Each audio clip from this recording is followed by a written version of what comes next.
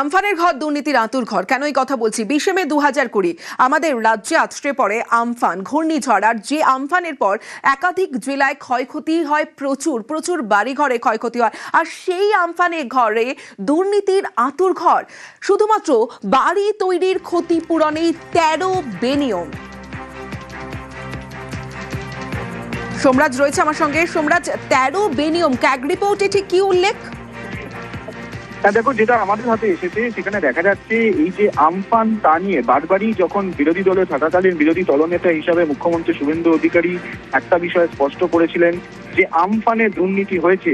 আর যে CAG report ইতিমধ্যে বিধানসভায় টেবিল হয়েছে এবং সেই সিএজি রিপোর্টে চাঞ্চল্যকর তথ্য তুলে ধরা হয়েছে এই আমফান নিয়ে। কেন্দ্রীয় সরকার যে আর্থিক অনুদান দিয়েছিল রাজ্যকে আমফানের জন্য, সেখানে দেখা যাচ্ছে শুধুমাত্র বাড়ি তৈরির অনুদানেই 13 দফা দুর্নীতির তথ্য সামনে এনেছে সিএজি রিপোর্টে, যা নিঃসন্দেহে চাঞ্চল্যকর। তার কারণ, যে রিপোর্ট তুলে ধরা হয়েছে ক্যাগ রিপোর্টে, সেখানে বলা হচ্ছে প্রথমত ক্ষতিপূরণ যে দেওয়া হয়েছিল আমফানের ক্ষেত্রে, সেই ক্ষতিপূরণের মূল্যায়নেই গড়মিল ছিল। অর্থাৎ দেখা যাচ্ছে পুরুলিয়াতে সে অর্থে আমফানের প্রভাব ছিল না, কিন্তু পুরুলিয়াতেই সব থেকে বেশি কম ক্ষতিগ্রস্ত জেলা, সেখানেই একাধিক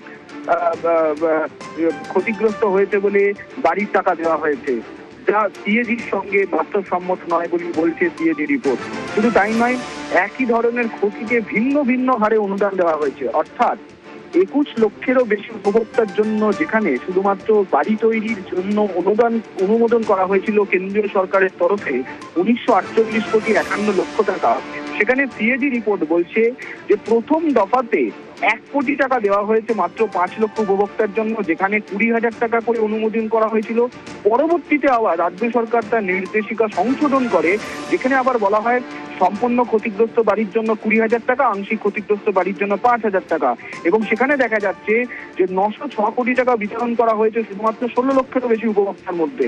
অর্থাৎ 25% উপভোক্তা পেয়েছেন অর্ধেকেরও বেশি টাকা, আর 75% ভাগ করে নিয়েছেন বাকি টাকা। অর্থাৎ এটা একটা বৈষম্য হয়েছে আমফানের টাকাতে, তেমনটাই সিএজি রিপোর্টে উল্লেখ করা হয়েছে। তৃতীয়ত সিএজি রিপোর্ট কি বলছে?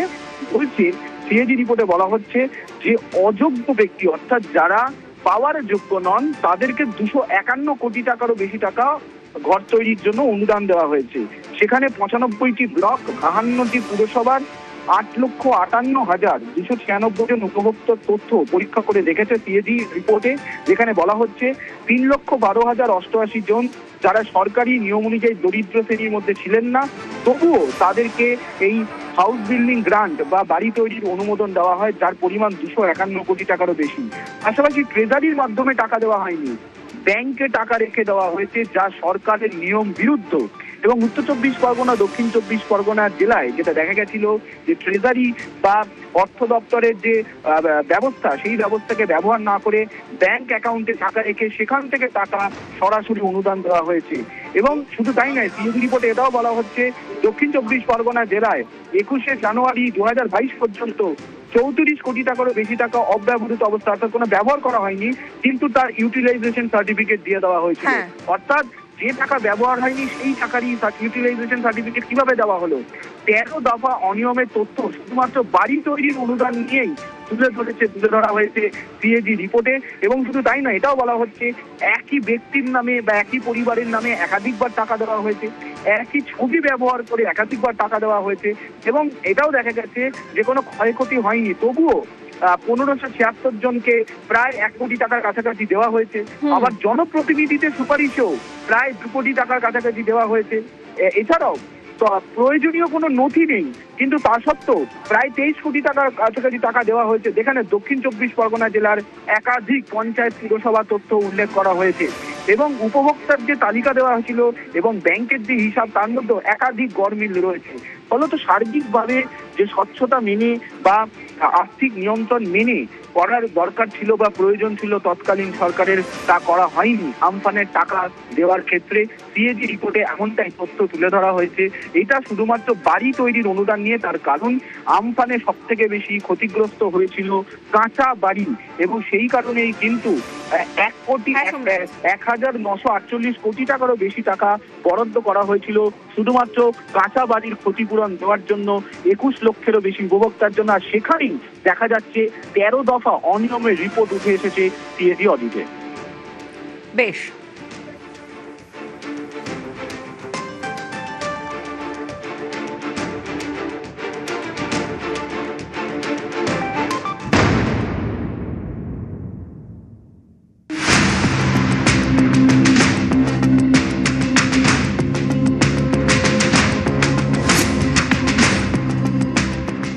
ক্যাগ রিপোর্টে ঘুঘুর বাসার ইঙ্গিত। তৃণমূল জামানায় বাংলায় আছড়ে পড়েছিল আমফান ঝড়। রাজ্যে পালাবদলের পর এবার আমফানের ত্রাণ ঘিরে ঝড়। ত্রাণ বিলিতে দুর্নীতির অভিযোগ, কেন্দ্রের ক্ষতিপূরণের টাকা নয় ছয়ের অভিযোগ, ক্ষতিপূরণের হিসেবে নাকি ভূতেদের দাপট।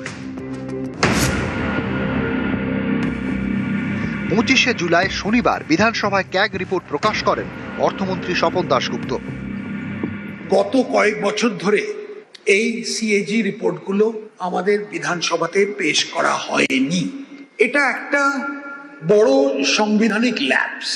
28টি সিএজি রিপোর্ট পেশ করতে যাব।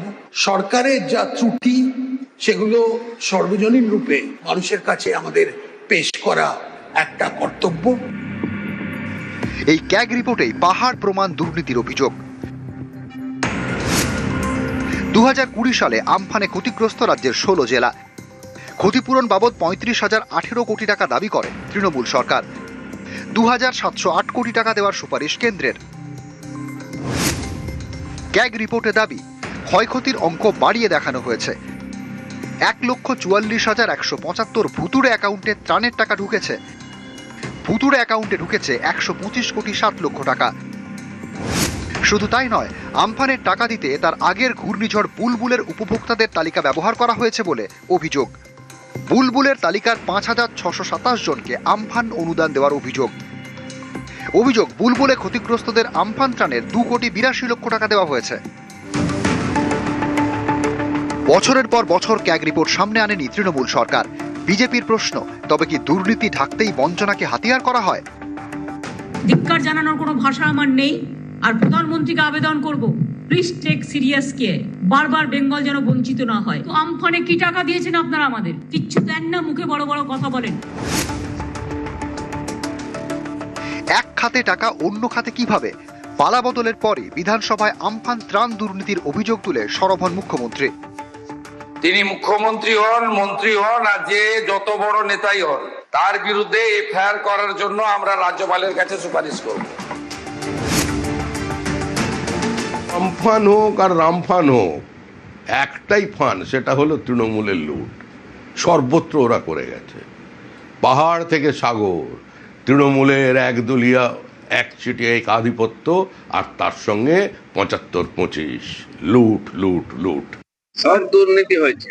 যারা পাওয়ার কথা তারা পায়নি, যাদের বাড়ি ভেঙেছিল আমফানে তারা পায়নি। অন্য লোক, প্রধান পঞ্চায়েত, তার স্ত্রী, তার ভাই, ভাইপো, ভাগ্নে তারা পেয়েছিল। এবং তৎকালীন মুখ্যমন্ত্রী মমতা ব্যানার্জি স্বীকার করেছে, হ্যাঁ ভুল করে কিছু টাকা চলে গেছে, সংশোধন হয়নি। যারা নিয়েছে তাদেরকে শাস্তি দেওয়া হয়নি, সে টাকা ফেরত নেওয়া হয়নি। আর এই জন্যই, এই দুর্নীতির জন্যই 4 বছর নারেগার কাজ বন্ধ ছিল। যতটুকু যা দেখতে পাচ্ছি আর কি, লজ্জায় মাথা হেট হয়ে যাচ্ছে। এ তো ভয়ঙ্কর ব্যাপার। মানুষ এই সব কাণ্ডের জন্যই ধুয়ে মুছে দিয়েছেন। যাকে বলে পুকুর চুরি ছোট কথা, এ তো সাগর চুরি হয়েছে। আর একটা সরকার যদি এই সাগর চুরিতে নেতৃত্ব দিয়ে থাকেন, যারা দায়িত্বে ছিলেন, সমস্ত রাস্তা কিন্তু তাদের অবধি পৌঁছবে। All roads lead to Rome. যে দফতরে যাদের বিরুদ্ধে অভিযোগ, সংশ্লিষ্ট অফিসার এবং ব্যক্তিরা, তারা যতক্ষণ না এটার ক্লারিফিকেশন দিচ্ছেন, ততক্ষণ এটাকে ধ্রুব সত্য বলে ধরে নিয়ে ব্যাখ্যা এইভাবে করা সম্ভব নয়। তৃণমূল থেকে বিজেপিতে গেছেন বা ইদানিং ভালো তৃণমূল হয়ে যাচ্ছেন, তাদের দপ্তরগুলো নিয়ে ক্যাগ কতটা কি পর্যালোচনা করলো, নাকি সে ব্যাপারে 7 খুন মাপ, তো সেটাও তো দেখতে হবে। ফলে এই যে রিপোর্ট, সেই রিপোর্ট নিয়ে রাজ্য বিধানসভায় আলোচনা হওয়ার কথা। তবে তার আগে শুধুমাত্র আমফানের ক্ষেত্রেই যে বিপুল পরিমাণ দুর্নীতি ধরা পড়েছে, তা দেখে সকলেই হতবাক। ক্যামেরায় সুব্রত জানার সাথে আবির ঘোষাল, নিউজ 18 বাংলা, কলকাতা।